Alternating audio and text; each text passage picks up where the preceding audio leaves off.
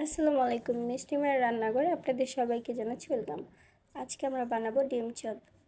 ডিম চপ বানানোর জন্য এখানে আমি প্রথমে 2টা ডিম ভেঙে নিচ্ছি।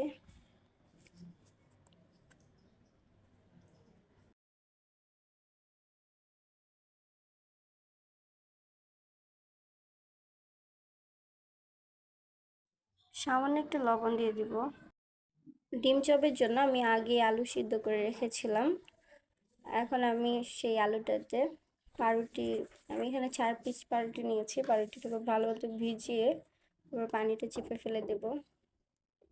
পাউরুটিটা ডিম চপে দিলে আরও বেশি মজা হয়, তার জন্য এবার আমি একটু ভালো মতো মথে নিব। মথে তারপরে আমি এখানে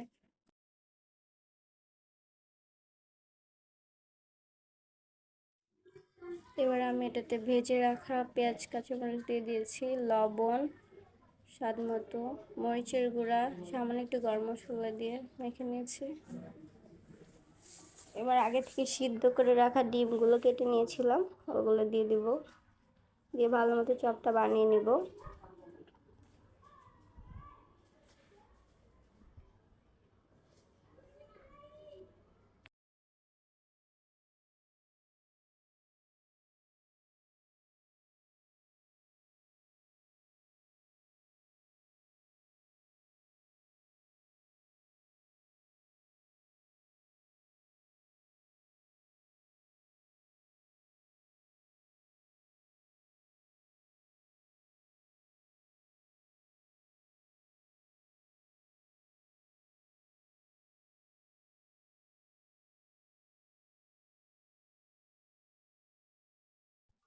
আমি এখানে সবগুলো চপ বানিয়ে নিয়েছি। এবার আমি আগে থেকে ফেটে রাখা ডিমটাতে আলু চপগুলো দিয়ে একটু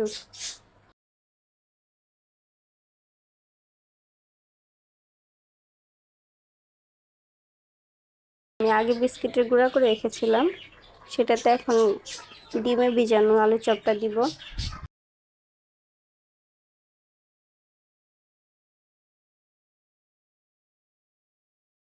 এবার বিস্কিটের গুঁড়া দিয়ে ভালো করে সব সাইড মাখায় নেব।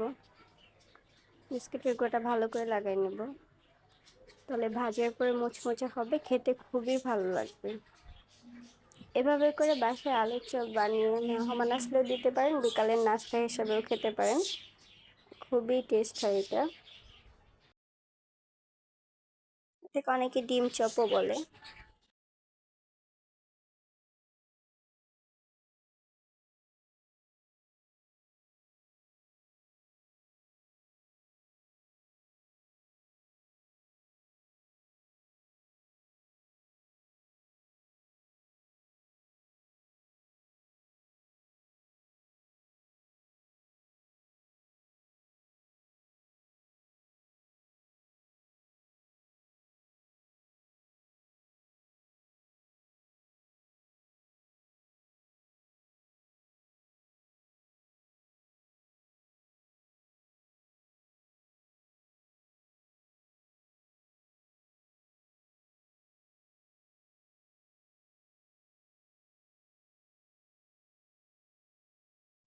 একইভাবে আমি সবগুলো রেডি করে নিয়েছি।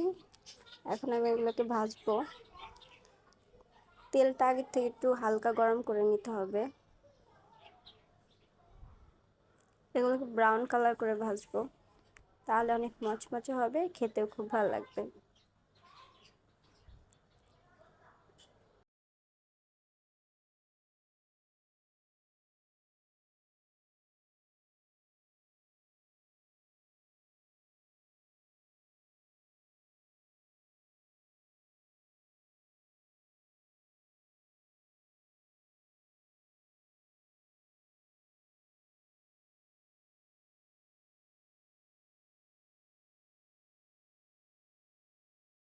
দেখতেই পাচ্ছেন কতটা সুন্দর একটা কালার এসেছে, খেতেও খুবই স্বাদ হবে।